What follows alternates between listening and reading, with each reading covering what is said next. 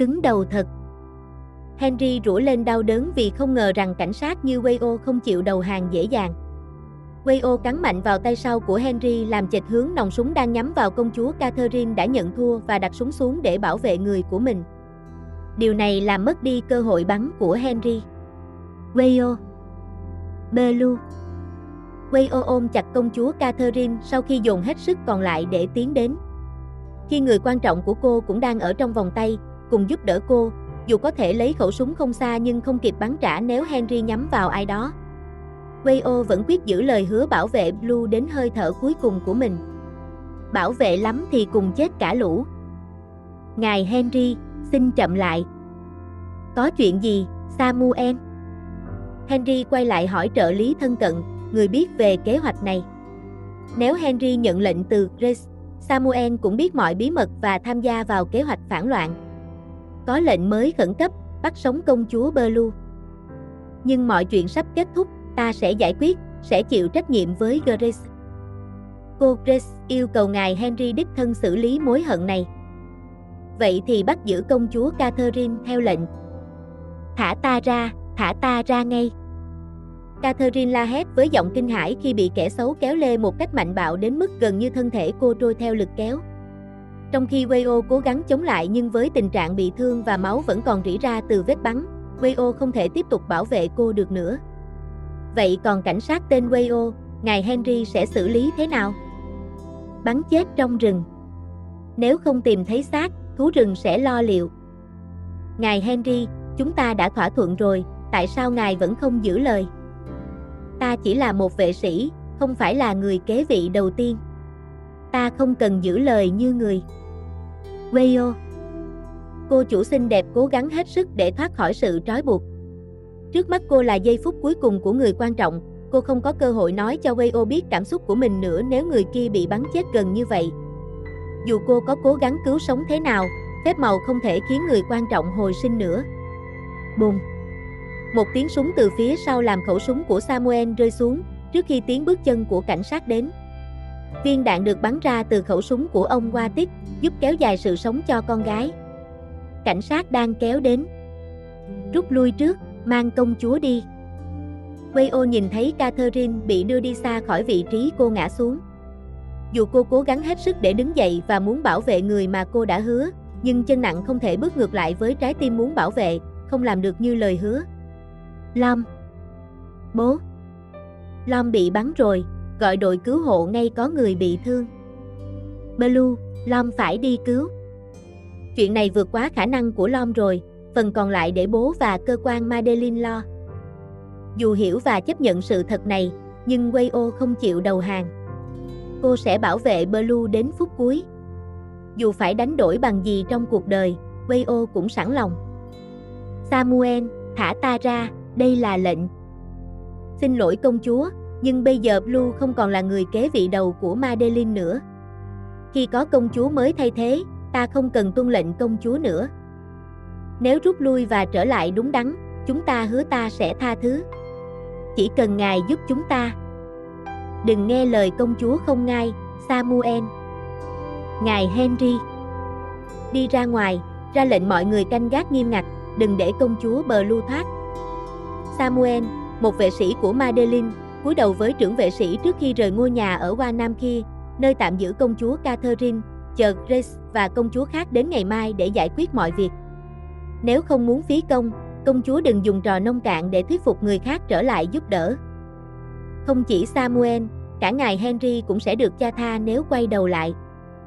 Ta đã đi quá xa, không thể quay lại. Catherine quay lại nhìn Henry, người từng được cô và cha cô tin tưởng như Antoine, nhưng giờ lại thay đổi nhiều như vậy. Trong tình huống này, Catherine nghe được tên Grace, người mà cô và Wayo dự đoán đúng là đứng sau tất cả. Antoine sẽ thất vọng nếu biết chuyện này. Ta không quan tâm cha nghĩ gì, vì cha chưa bao giờ tự hào về ta. Không hiểu sao ngài nghĩ như vậy. Là người kế vị đầu tiên của Madeleine và có cơ hội nghe lời khen từ cha, Antoine rất tự hào về ngài. Ông ấy đã yêu cầu cha rằng khi ta lên ngôi, Antoine sẽ từ chức và để ngài làm thay. Có lẽ ngài Henry không biết chuyện này trước đây. Ta muốn nói, dù không thay đổi điều gì, Nếu tình huống này là một trò chơi tâm lý, Catherine vẫn giữ được sự tỉnh táo và biểu hiện bình thường không sợ hãi, dù cô đang ở thế yếu. Cô không muốn trở thành con mồi tuyệt vọng để chờ cái chết gần kề. Ít nhất cô muốn tìm mọi cách để sống sót. Nếu cô thành công, có thể Henry hoặc Samuel sẽ thay đổi quyết định. Cô có thể sống sót và gặp lại người quan trọng trong đời, hoặc ít nhất có thể gặp lại và chắc chắn rằng Wayo sẽ không bị tổn thương hay gặp nguy hiểm vì cô nữa. Hiện tại, cô không lo lắng cho bản thân nhiều như lo lắng cho Wayo. Cảm xúc của cô bây giờ có phải là tình yêu không? Mọi người, chị Lom tỉnh rồi. Wayo từ từ mở mắt, quét nhìn quanh căn phòng sạch sẽ màu trắng không quen thuộc. Sau khi cô tỉnh lại và nghe giọng quen thuộc của em gái Akima gần đó, cùng với giọng của anh chị và chị dâu lo lắng, cô lại nhắm mắt vì cơn đau khắp cơ thể. Để Rose gọi bác sĩ nhé. Chị Rose, Lada đi cùng.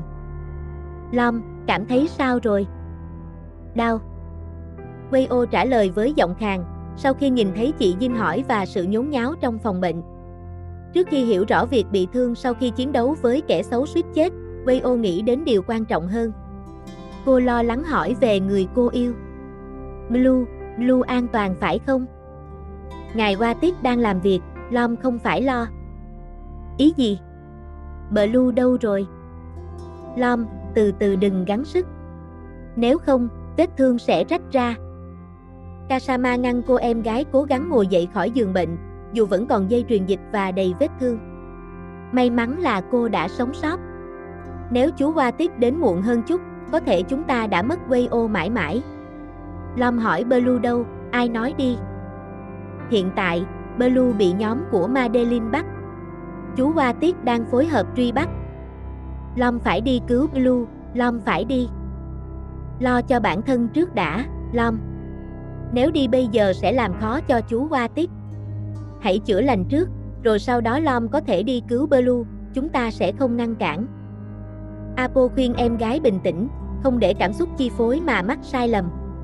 Cuộc đời không phải lúc nào cũng may mắn, nên Wayo cần bình tĩnh và suy nghĩ kỹ lưỡng. Bình tĩnh, chị Lom. Phải tin rằng chú Watit sẽ cứu Blue và tin rằng Blue sẽ an toàn. Isabel nói với chúng ta rằng vua Arthur sẽ đến Thái Lan. Tại sao công chúa Blue lại gọi như vậy? Chúng ta chỉ vui mừng vì cha sẽ đến đây. Không chỉ vua Arthur, mà cả hoàng tử Karel cũng sẽ đến. Công chúa Blue, ngài vẫn nghe tôi chứ? Chúng ta rất vui vì gia đình sẽ được đoàn tụ. Helena trả lời với giọng run rẩy, khác với cách thể hiện của công chúa Catherine thật. Bình thường cô đóng vai này rất tốt, không ai nhận ra. Nhưng tin tức quan trọng mà Isabel vừa thông báo sau khi cô và Grace đến Thái Lan là điều không ai biết trước. Cha cô không thông báo cho cô, chỉ cho phép cô nghỉ ngơi riêng tư. Việc vua Arthur và hoàng tử Karel đến Thái Lan cùng nhau, dù có nhiều công việc ở Madeline, có nghĩa là họ có thể đã biết hoặc nghi ngờ về những điều tồi tệ xảy ra với công chúa kế vị thật. Nếu tồi tệ nhất, tất cả những kẻ phản loạn sẽ không thể sống sót. Grace, có chuyện lớn rồi. Vua Arthur và hoàng tử Karel sẽ đến Thái Lan. Tôi vừa nghe lén. Vì vậy, chúng ta phải thay đổi kế hoạch và hành động tối nay. Ý gì? Chuyện này vượt quá khả năng của tôi rồi. Tôi sẽ giết công chúa Blue tối nay. Nhưng nếu cô không hợp tác và rút lui bây giờ, người sẽ chết vì tội phản loạn là cô, Helena. Grace, cô nói rằng vua Arthur và hoàng tử Karel sẽ đến Thái Lan. Đúng, ngay cả cha Antoine của cô cũng đến. Điều này khác với kế hoạch của chúng ta. Tôi không muốn cha biết chuyện này. Nếu vua Arthur biết sự thật, tất cả chúng ta sẽ bị tử hình hết phải không? Đến mức này rồi còn sợ gì nữa? Cô biết rằng không thể quay lại. Nếu phía sau là vực sâu, rơi xuống cũng chết thôi. Tốt hơn hết là chúng ta liều tiến lên phía trước, dù gặp gì đi nữa, vẫn còn có ít hy vọng sống sót. Grace nắm lấy tay Henry đang bối rối, sợ hãi và lạc lối. Cô thuyết phục và dẫn dắt Henry tiếp tục thực hiện kế hoạch cho đến cùng. Chỉ còn chút nữa là đến lúc kết thúc nhà Delena mà cô mong đợi cả đời. Cô không thể để mọi nỗ lực đổ bể, dù phải đánh đổi thêm bao nhiêu mạng sống nữa, kể cả mạng sống của Henry đã yêu cô một cách vô ích. Công chúa Blue đâu? Ở trong nhà nghỉ. Grace, trước khi bạn làm gì tối nay, có một chuyện cô cần biết. Chuyện gì? Dù có giết công chúa thật và giả mạo Helena, cũng chưa kết thúc. Cảnh sát tên Wayo sẽ không ngừng phơi bày sự thật cho vua Arthur biết. Miễn là cô ấy còn sống. Một cảnh sát Thái Lan thôi, lại xen vào chuyện này nhiều vậy sao? Nếu cảnh sát Wayo không can thiệp từ đầu, mọi chuyện đã kết thúc đêm đó khi cô đầu độc và định giết công chúa Catherine. Nhưng Wayo ra tay cứu, kế hoạch tất cả đi ngược lại, dẫn đến tình huống bế tắc, khó có nhiều lựa chọn. Giữa Madeleine và Wayo, cô nghĩ công chúa Blue chọn gì? Chắc chắn là Madeleine, anh hỏi câu gì ngốc vậy Henry? Sai rồi, Grace. Công chúa Blue chọn Wayo. Có nghĩa là trái tim cao quý đã thay đổi. Kết thúc câu chuyện này đến hồi thú vị hơn cô tưởng tượng. Lâu rồi không gặp, Blue. Grace. Mừng vì Blue còn nhớ người bạn này. Ta không thể quên người mà ta từng tin tưởng nhất, nhưng lại phản bội mưu sát. Cái miệng sắc bén hẳn lên. Nhưng không sao, rớt từ ngai vàng xuống, tỏ ra bình dân cũng không lạ. Blue chắc học được nhiều từ Wayo. Đây là chuyện giữa chúng ta và Grace. Chuyện của Madeleine không liên quan đến Wayo. Nếu Grace có hận với chúng ta, hãy giải quyết hôm nay để không ai phải tổn thất nữa. Catherine nói với giọng vang mạnh mẽ và đôi mắt nhìn thẳng vào ánh mắt lạnh lùng của Grace. Dường như Grace giấu mọi sự thật dưới vỏ bọc vô hại. Catherine chưa bao giờ nghi ngờ rằng người kia căm thù hoặc ghét bỏ cô đến mức muốn giết như hiện tại. Nhiệm vụ của người thừa kế Madeleine không phải là bảo vệ ngai vàng sao? Blue bảo vệ Wayo công khai thế. Ta chỉ là yêu cô ấy. Chỉ cần nhìn vào mắt Blue, tôi hiểu mọi thứ. Dù tôi ghét Blue, ghét tất cả trong hoàng gia Delena đã lấy đi gia đình tôi, nhưng tôi đã ở bên Blue lâu dài, là bạn và người hầu từ nhỏ. Làm sao tôi không hiểu trái tim đáng thương của Blue? Không đúng, ta không yêu Wayo. Giọng nói lúng túng vang lên để giải quyết tình huống và cố gắng không để Grace dồn ép bằng chiến tranh tâm lý.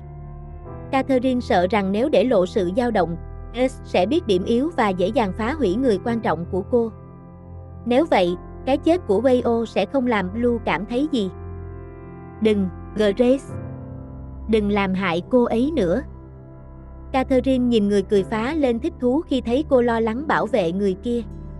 Cô không muốn Wayo bị tổn thương thêm hay hy sinh mạng sống để bảo vệ cô nữa. Tình yêu sao? Blue biết không, tình yêu ngu ngốc này không tồn tại trên thế giới này. Grace bước tới nắm cầm người bị trói tay không thể chống cự hay trốn thoát khỏi nơi giam giữ như tù nhân. Gia đình cô bị giam giữ và bị xử tử, không ai trong gia đình sống sót. Tôi ghen tị với Blue cả đời. Một đứa trẻ mồ côi chỉ biết đứng bên cạnh công chúa hoàn hảo, chỉ cần nói muốn gì, ai cũng mang đến. Còn có gia đình ấm áp đầy đủ.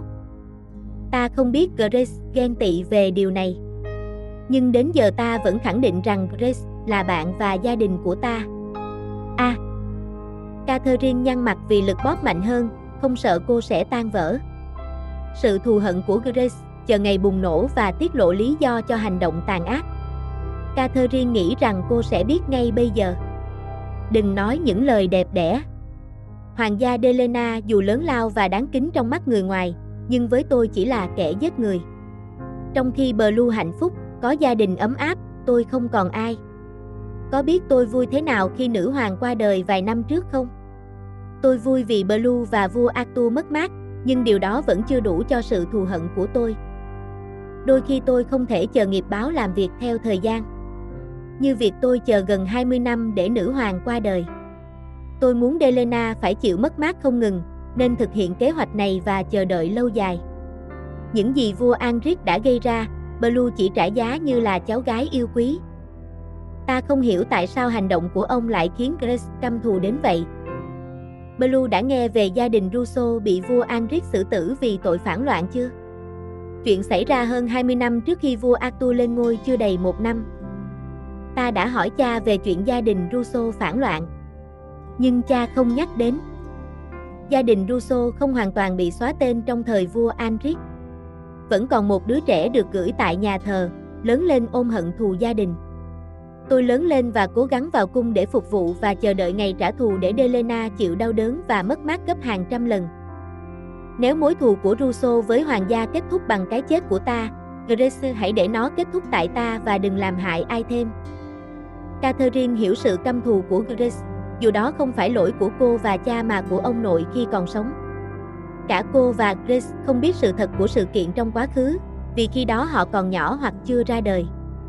Nhưng nếu cô không tìm cách chấm dứt mối thù này, sự hận thù không ngừng của Grace sẽ gây hại cho Madeleine, hoàng gia Delena và có thể đe dọa Wayo, người mà Grace đã biết là điểm yếu của cô. Đúng, tôi muốn giết Blue bằng tay mình, để hiến mạng Delena cho mọi Rousseau đã mất. Vậy thì ra tay đi. Ta chưa bao giờ sợ chết. Nhưng tôi biết Blue không sợ chết. Và cái chết không đáng sợ bằng sự mất mát tôi phải gánh cả đời. Grace. Trước khi Blue chết, tôi muốn thấy Blue mất người không thể bảo vệ, muốn thấy Blue đau khổ đến mức mất lý trí khi người yêu bị giết trước mắt. Nếu điều bạn sợ là cái chết của Wayo, hãy cứ chờ xem. Cúi chào đức vua Arthur, hoàng tử Carel. Đừng quá nghi thức, chúng ta lo lắng hơn về sự an toàn của con gái. Hiện tại cảnh sát đang siết chặt vùng lân cận trong tỉnh. Kẻ xấu chưa rời khỏi khu vực kho rác và có thể ẩn náu ở huyện gần đó. Nếu cần bất cứ sự giúp đỡ từ phía Madeleine, xin hãy báo ngay. Chúng ta sẵn sàng hỗ trợ tất cả vì sự an toàn của chị hai. Chúng tôi đã cử người theo dõi hành trình của công chúa giả Catherine và hầu cận thân tín. Sau khi biết rằng vua Arthur và hoàng tử sẽ đến Thái Lan ngày mai theo thông tin sai lệch, nhóm phản động đã di chuyển ngay lập tức. Dù dùng bất cứ phương pháp cứu hộ nào, xin hãy đảm bảo sự an toàn của con gái ta. Tôi hiểu rõ. Qua tiết cúi chào đức vua Arthur và hoàng tử Carel ngay khi họ đến Thái Lan.